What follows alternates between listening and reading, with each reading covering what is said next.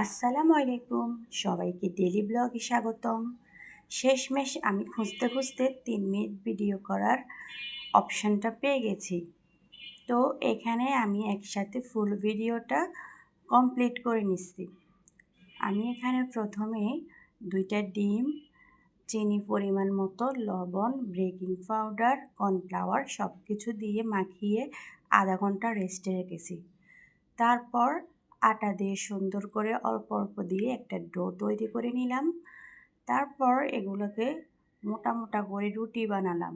এরপর সুন্দর করে শেপ অনুযায়ী কেটে নিলাম। তারপর এগুলাকে তেলে ভাজলাম।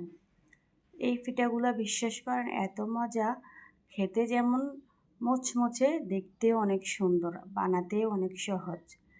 তো আমার এই রেসিপিটা আপনাদের থেকে কেমন লেগেছে অবশ্যই কমেন্টে জানাবেন।